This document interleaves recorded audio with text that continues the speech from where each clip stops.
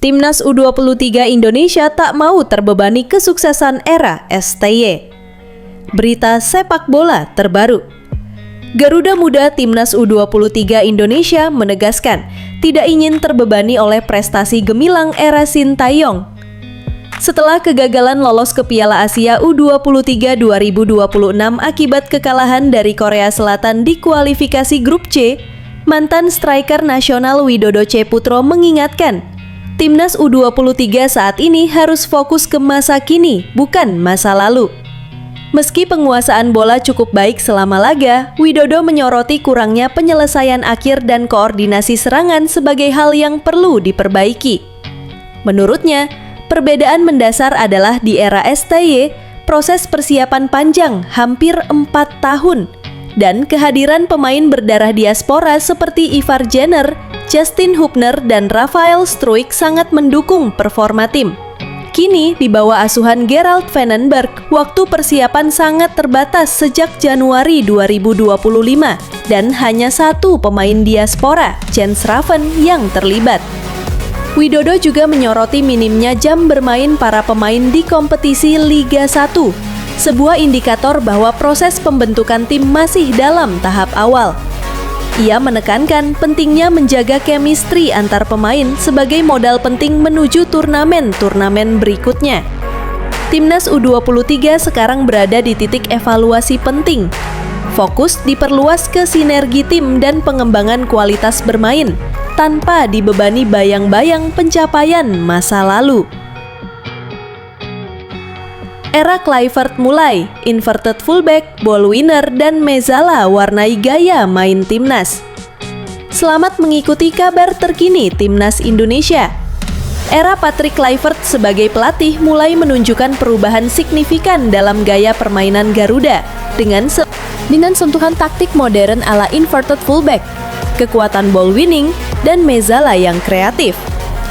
Sejak resmi menangani timnas, Kluivert perlahan memberi identitas baru, tanpa langsung meninggalkan formasi warisan sebelumnya, kecuali setelah hasil mengecewakan melawan Australia.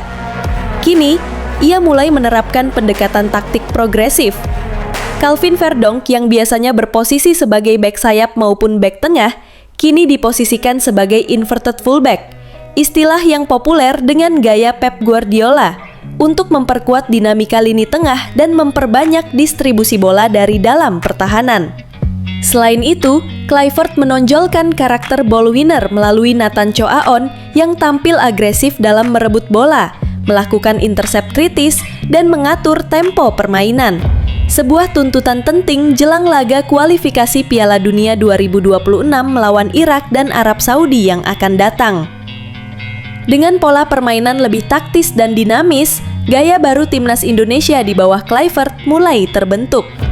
Apakah pendekatan ini akan memberi hasil positif di sisa putaran kualifikasi? Kita nantikan performanya ke depan.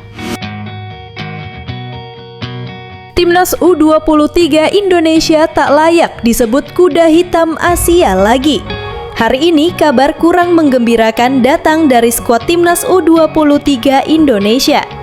Garuda Muda gagal tampil kompetitif di kualifikasi Piala Asia U23, bahkan kalah level dari Filipina dan Kamboja, menandai turunnya prestis mereka sebagai kuda hitam Asia. Timnas U23 Indonesia menunjukkan penampilan yang jauh menurun dibanding edisi-edisi sebelumnya. Bahkan dibandingkan dengan tim-tim Asia Tenggara seperti Filipina dan Kamboja, performa mereka dinilai lebih buruk dalam kompetisi kali ini.